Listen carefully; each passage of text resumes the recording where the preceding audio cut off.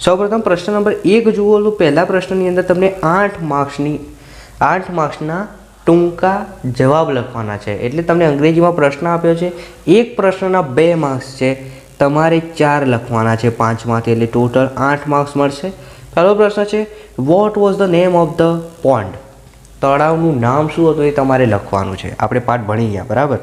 બીજું છે, which metro line will connect eastern and western Ahmedabad? એટલે કઈ મેટ્રો લાઇન જે એસ્ટર્ન અને વેસ્ટર્ન, બરાબર છે, એ અમદાવાદને કનેક્ટ કરે છે, જોડે છે. ડઝ શંકર ગો ટુ વેડ? ત્યારબાદ ચોથું છે, વોટ ઇઝ મોઇન ખાન? મોઇન ખાન કોણ છે? અને વુ ગાર્ડ્સ ધ ગર્ભ્સ? હવે આગળનો જે પ્રશ્ન છે એની અંદર તમારે રાઇમિંગ વર્ડ, વિદ્યાર્થી મિત્રો ખાસ ધ્યાન રાખજો, હું રાઇમિંગ વર્ડની શોર્ટ ટ્રીક તમને આપવાનો છું, જેથી તમને ગમે ત્યારે તમને રાઇમિંગ વર્ડ પૂછશે ને તો તમને 100% આવડશે. જો રાઇમિંગ વર્ડ્સમાં કેવું હોય ખબર છે, જે પણ હોય ને એના પાછળના 2 અક્ષર જોવાના. દાખલા તરીકે આ પહેલું છે સો. શું છે? સો. તો આ પાછળના 2 અક્ષર આવતા હોય એવું વાક્ય શોધી કાઢો, એટલે તમારો જવાબ. તો જુઓ, સોનું શું છે? નો. પાછળનો OW મેચ થાય છે એટલે એ આપણું રાઇમિંગ વર્ડ. તો આપણો રાઇમિંગ વર્ડ શું થશે? KNOW, નો. ખબર પડી ગઈ? હવે ગમે ત્યારે શું જોવાનું? છેલ્લા 2 શબ્દ જો. હવે ડુ, ડુમાં કન્ફ્યુઝ થવાય, બરાબર, પણ પાછળનો શબ્દ ઓ જોવાનો. તો એવો ક્યાં છે? તો ટુ. શું થશે? આનું રાઇમિંગ વર્ડ ટુ થશે. ઓકે, ચલો. વોક, તો વોકનું રાઇમિંગ વર્ડ શું થશે? તો LK, ટોક. શું થશે? ટોક. ખબર પડી ગઈ? ચલો. માઇન્ડ્સ, તો માઇન્ડ્સનું રાઇમિંગ વર્ડ શું થશે? ફાઇન્ડ્સ, FINDS, ફાઇન્ડ્સ. મળી ગયા ને એકદમ સહેલાઈથી. ચલો હવે આગળ ખરા ખોટા છે. સાચાની સામે ટ્રુ ટી કરવાનો, ખોટાની સામે F ફોલ્સ કરવાનો, બરાબર છે. ચલો પહેલું છે, યુગમેને મીન્સ વેસ્ટ, તો એ સાચું છે કે ખોટું એ કરવાનું છે. ત્યારબાદ ચેરમાં છે doctor and Moin Khan visited Gyan Swami primary school.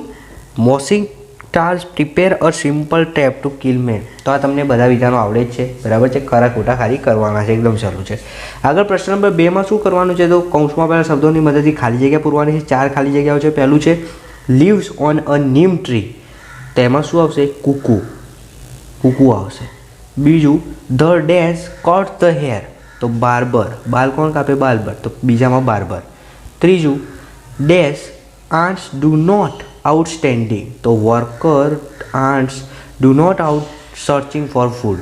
ત્યારબાદ x-ray room in the hospital, ક્યાં આવશે? હોસ્પિટલ. સહેલું છે. 4 ખાલી જગ્યા જોઈ લીધી. હવે જોડકા જોડવાના છે. તો આ શું બનાવે છે? આનો મતલબ શું થયો? તો આપણે ટર્ન રાઇટ. ઓકે, તો શું આવશે? Turn right.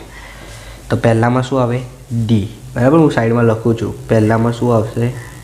ડી. બીજું, હવે બીજું જુઓ શું કહે છે? એકદમ સ્ટ્રેટ જ જવાનું, ઇટ્સ સ્ટ્રેટ હેડ. બીજામાં શું આવશે? એ. ત્રીજું, ઇટ્સ ઓન ધ બીજાની અંદર ને ચોકડી છે એટલે સ્ટ્રેટ નથી જવાનું. It's on the right, go pass the park, turn right. ખબર પડે છે હું શું કહેવા માગું છું? ચલો આગળ વિદ્યાર્થી મિત્રો જોઈએ ક નંબરનો પ્રશ્ન.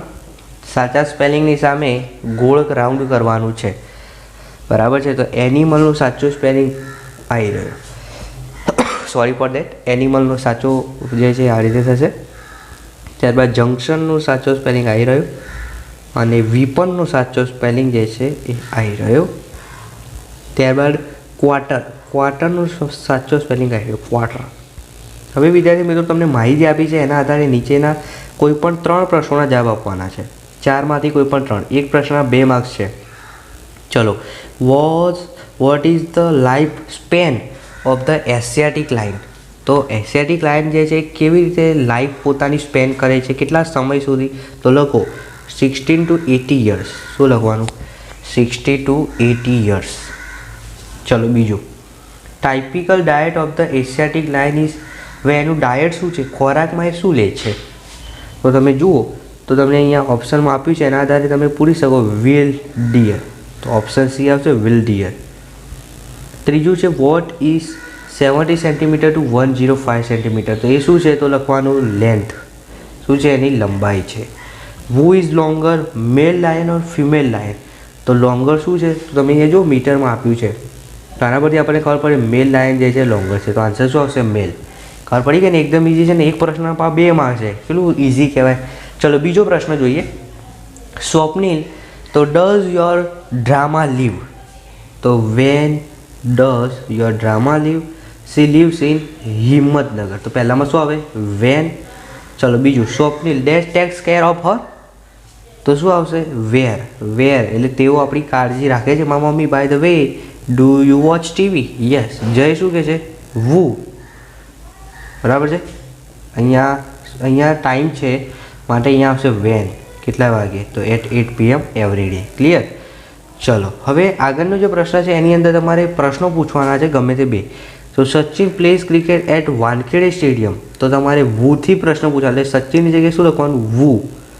અને પાછળનું બધું એમ ના એમ, અને પછી છેલ્લે પ્રશ્ન ચિહ્ન લગાવવાનું ભૂલતા નહીં તો પૂરા માર્ક્સ નહીં મળે.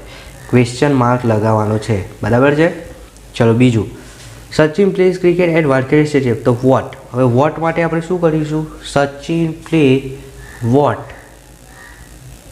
ક્રિકેટની જગ્યાએ વોટ લખવાનું છે. પછી વેર. તો સચિન પ્લેઝ ક્રિકેટ એટ, તો વાનખેડે સ્ટેડિયમ છે તો પહેલાં આમાં વેર પહેલાં આવશે. વેર સચિન પ્લેઝ ક્રિકેટ. પહેલાં શું લખવાનું? વેર, પછી સચિન પ્લેઝ ક્રિકેટ ને છેલ્લે ક્વેશ્ચન માર્ક. ખબર પડી ગઈ? એકદમ ઇઝી છે. ચલો હવે યોગ્ય ક્રમમાં ગોઠવવાના છે ગમે તે 2. તો I drive my car very fast. પહેલું શું આવશે? આઈ, પછી ડ્રાઈવ, પછી ત્રીજું માય કાર, છેલ્લું ફાસ્ટ. પછી અહીંયા શું આવશે? તો Tapan early in the morning get up. બરાબર છે. તો તપન જે છે એ વહેલી સવારે ઉઠી જાય છે. Tapan early in the morning. તો સોરી આ રીતે આવશે. Tapan get up in the early morning. પછી આ પણ તમને આવશે. શું લખવાનું? પહેલાં સીમા, પછી શું આવશે? Seema visited Gir national park last week. હવે આગળનો જે છે એની અંદર તમારે શબ્દકોશના ક્રમમાં ગોઠવવાનું છે. બરાબર છે. તો પહેલાં શું આવશે? બાર્બર. પછી શું આવશે? બ્યુટીફુલ. ABCDના ક્રમમાં ગોઠવો. ABCD. તો આ એ પહેલો આવશે. બીજા નંબરનો શબ્દ જોવાનો છે. BCDEF, પછી E આવે, પછી I આવે, બધે ત્રીજા નંબર. બટરફ્લાય છેલ્લું. અલગ પડતા શબ્દની ફરતે ચોરસ રાઉન્ડ કરવાનો છે. તો પેરો, ડવ, સ્ક્વિરલ, ક્રેન. તો અહીંયા જે સ્ક્વિરલ જે છે અલગ પડે છે. ત્યારબાદ બ્લુ, યલો, વ્હાઇટ. રાઉન્ડ જે છે એ અલગ પડે છે.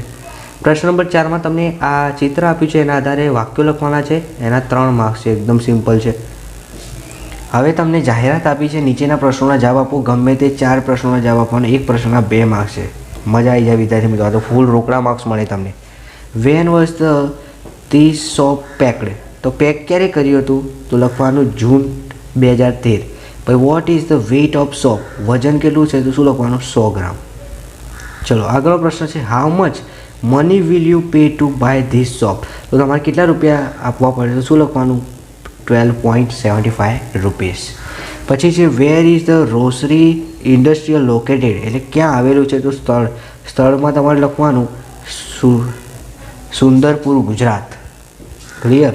છેલ્લું છે, it's Chandani small shop available in Gujarat? તો યસ, કારણ કે ગુજરાતમાં આવેલું છે માટે યસ લખવાનું. ચલો પ્રશ્ન નંબર 5. 3માંથી કોઈ પણ એક નિબંધ લખવાનો છે. Postman, Uttarayan, trees. 3માંથી કોઈ પણ એક નિબંધના કેટલા માર્ક્સ છે? 8. બરાબર છે. તો 3માંથી કોઈ પણ એક નિબંધ લખવાનો છે. આગળ તમને ફકરા પરથી પ્રશ્નોના જવાબ શોધવાના છે. હમણાં આપણે કરાયું છે એ જ રીતે છે. ધ ધ ક્વીન એન્ડ, પછી આ પણ આવડશે. પછી ડેટ્સ એન્ડ સ્કેરી. તો તમે અહીંયા જુઓ સોલ્જર્સ આવશે. શું આવશે? સોલ્જર્સ. ત્યારબાદ how long does the queen and live? અને ક નંબરનો જે પ્રશ્ન છે એની અંદર તમને પત્ર આપ્યો છે. પત્ર તમારે કમ્પ્લીટ કરવાનો છે. 6 માર્ક્સ છે. અહીંયા શું આવશે ખબર છે? ડેટ આવે 13 ઓક્ટોબર 2015 અહીંયા આવશે. પછી વી ઓલ આર ફાઇન. શું આવશે? ફાઇન આવશે. બરાબર છે. બાકીનું તો તમને આવડી જશે. અહીંયા નીચેનામાં પણ આવડે. Your faithfully, your lovingly. તો યોર લવિંગ ફ્રેન્ડ, શ્વેતા. તો વિદ્યાર્થી